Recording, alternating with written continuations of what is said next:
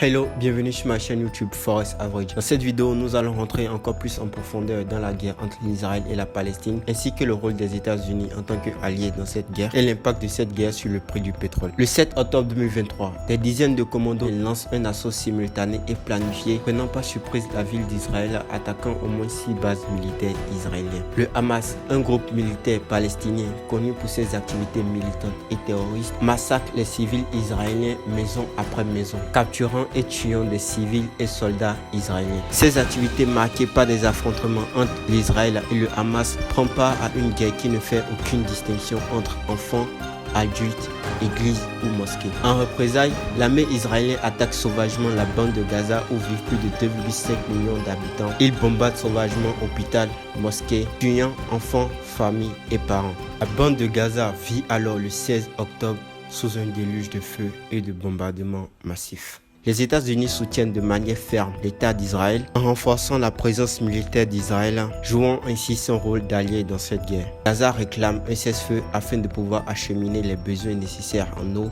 électricité ou nourriture. Joe Biden, le président américain, malgré son rôle d'allié, a également exprimé son soutien à une pause dans les combats afin de pouvoir avoir une chance de sauver des civils gazaouis et permettre la libération des otages israéliens détenus par le Hamas. Le premier ministre israélien Benjamin Netanyahu déclare qu'il ne conviendrait pas à une pause dans les hostilités dans la bande de Gaza et continue de faire avancer son objectif d'éradiquer le Hamas. Cette opération militaire rentre alors dans sa troisième phase qui consiste à l'évasion massive de la bande de Gaza. Le bilan étant sadique, comptant 1400 morts en Israël et plus de 8000 morts en Palestine, dans la bande de Gaza où vivent plus de 2,5 millions d'habitants. Le Sahel intensifie ses opérations militaires dans le nord de Gaza. Par-dessus tout, quel est l'impact de cette guerre sur le prix du pétrole? Il faut savoir que si le conflit entre l'Israël et la Palestine s'étend au-delà des frontières et débouche sur un embargo pétrolier arabe, les prix du pétrole pourront grimper jusqu'à $100 ou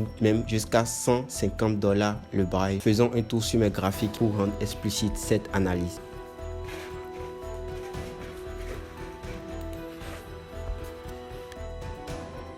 Analysons les prix du brut américain. Depuis le 4 mai 2020 jusqu'au 23 mai 2022, les prix du brut ont réalisé une performance de plus de 650%, voire 670%. En mesurant cette impulsion grâce à l'outil Fibonacci, on remarque que cette impulsion a réalisé une correction de 50%. Alors, d'après cette correction de 50%, on va mesurer la probabilité d'une continuation haussière. En mesurant la probabilité d'une continuation haussière grâce à l'outil prolongation Fibonacci, on remarque que les zones 38,2% et 50% correspondent au niveau $117 et au niveau $130.